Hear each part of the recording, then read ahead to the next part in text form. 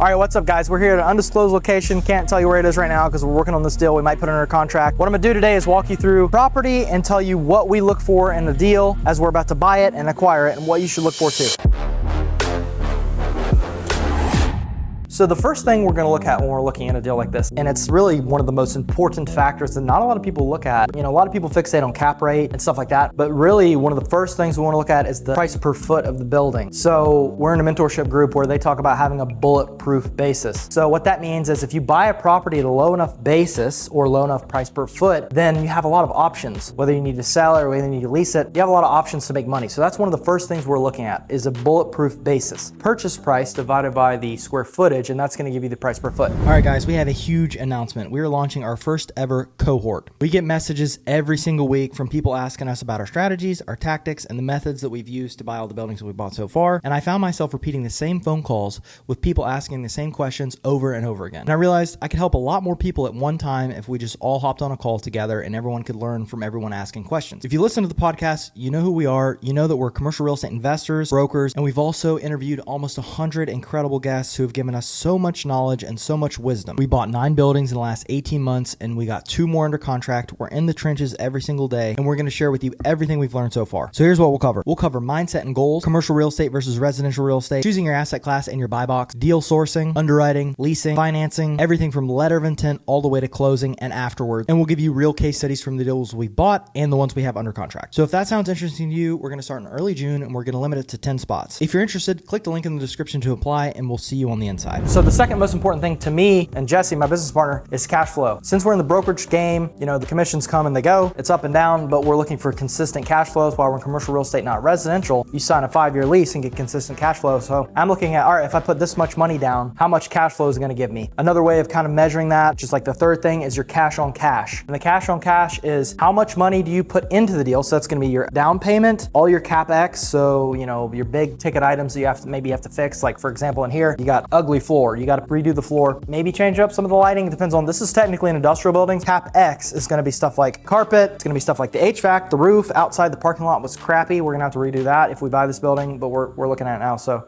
you're looking at your cash on cash. So that's going to be everything you need to do to the building, all of your CapEx plus your down payment plus your carrying cost wrapped into whatever it is. So let's just pretend this building's $400,000. Let's say you put 20% down, which is, or 25% down, which is 100 grand. And then let's just say you have 50 grand in CapEx just to make it easier, carrying costs, all that stuff. So you're all in for $150,000. Now let's say this building makes you, and I'm just making this up, let's say it makes you $20,000 a year in cash flow. So that's after your mortgage. Then your $20,000 divided by $150,000. So your cash flow divided by the amount of money you put into it is going to be your cash on cash. That's 13%. If that was a real scenario, 13 is pretty good. Some people are okay. When people are looking at larger deals and they're raising money, a lot of people are okay with 8%, 6%, which is crazy to us. We're going after much higher cash on cash deals because that's going to dictate your cash flow. Back over here though is where the warehouse portion is. Like I said, it's an industrial building, but somebody was using this really for more retail use. So the lights are off in here. It's a little dark. I apologize for the lighting, but one of the other things we look at is what's going to be the stabilized value. So if we buy this property and we rent it, let's just take this as an example. My guess is you could probably rent this for like the conservative side, like $6 a foot. And let's just say this building's about 6,000 feet. So about 6,000 feet times 6, that's going to get you NOI of $36,000. And we've talked about NOI before in the last videos. It's the net operating income. It's basically, think about it as your profit before your mortgage. You know, you get your rent, then you pay all your expenses. If we did triple net, we wouldn't have really any expenses. But anyways, $6 a foot, because in commercial it's measured per foot per year, times 6,000, you're talking about $36,000. Now this market in today's, you know, climate, it's probably going to be a 9 cap. That's what I put on it to be safe. Maybe you could be aggressive and get an 8.5, but I'm going to say 9 cap. So it's $36,000. Your NOI divided by your cap rate is $400,000. So if the stabilized value is $400,000, then you have to look at that and think, okay, well, if I'm buying this property for 300 and then I'm putting in 100, well, I just got to my stabilized value and all the work, and there's not really any profit or spread between that number. So you obviously want to have some equity in the deal and force some appreciation. So you want to buy this thing, stabilize it, and let's say, like I said, $6 a foot was conservative. Let's say you could get 10. That's very aggressive, but let's just say you could get 10 times 6,000, just for example's sake. That's $60,000 in NOI. That's almost double. So 60,000 divided by a 9 cap is $660,000 $160,000. If you're all in for 400, like I said in the example before, let's say you buy it for 3, put in 100 grand, lease it for 10, and you're all in for $400,000, and now your property's worth 660. Well, you just made $260,000 by buying a building, renovating it, and leasing it. That's what we're after. That's what we're looking for.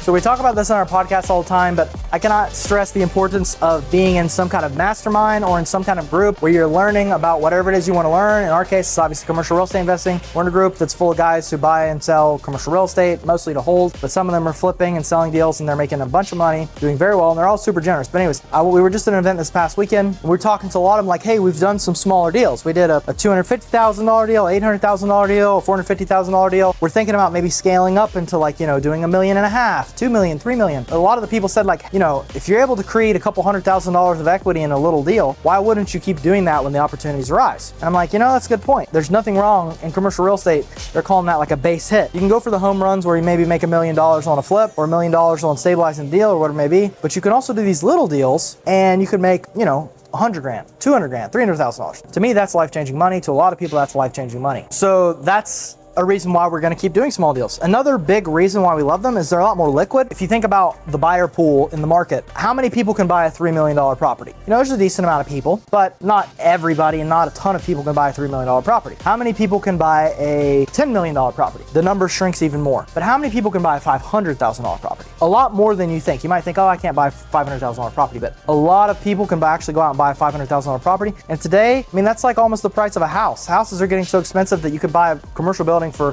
close to the price of a house. So anyways, just about anybody, your buyer pool opens up tremendously when you're under $1 million. So because of that, if you're going to go sell this property, let's say we stabilize it, lease it, and we want to go list it for 660 and cash in on our 260 like we were talking about earlier. Well, if we do that, there's going to be way more buyers for this property versus if we do that on a much larger scale and we're trying to flip a $15 million property. Now, obviously the numbers are bigger and there's a lot of benefits to doing that. We're not saying we're not going to go try to do that eventually. We definitely want to, but I'm just emphasizing why small deals can be important too. Small deals can be amazing. And the last point is maybe we just renovate this building, do a lot of work to it, and then sell it to somebody who wants to operate their business out of it. We don't lease it. An owner user is always going to pay more than an investor. Always. I see a lot of people who will buy a building and they renovate it, they get a really good deal on it, and then they sell it to an owner user, somebody who doesn't really want to mess with the renovations, and they just want to come in and operate their business. They need a place to do it. They're able to pay more because their business is what's making them money. Some people even buy just a really good deal and turn around and flap, $50,000, $100,000 profit on there and sell it directly to an owner user. All right, so you might be thinking this all sounds good, but I couldn't do that. Or maybe that's BS. Nobody actually does that. But I want to give you a real life example. I've talked about this example quite a bit before, but it's a very good example. We bought a $250,000 warehouse last year, and we bought it for a very good basis. We bought it for $43 a foot. It was 6,000 feet, whatever that is, somewhere around that. And at $40 a foot, it's so hard to lose money. You can't build something for that price and you're at 40 bucks a foot when you can rent it for $6. The numbers just make sense. But anyways, after we closed the building,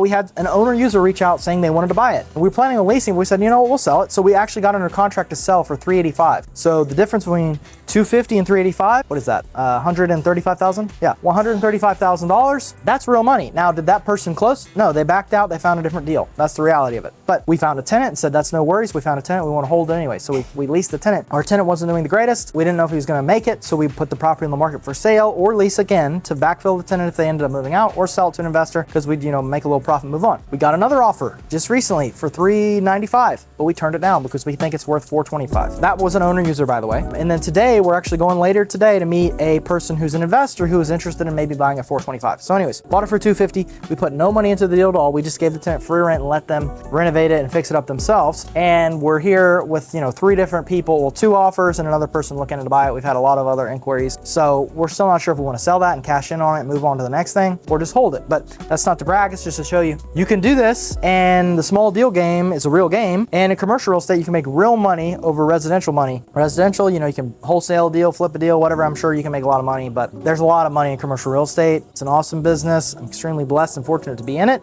and you should get into it too.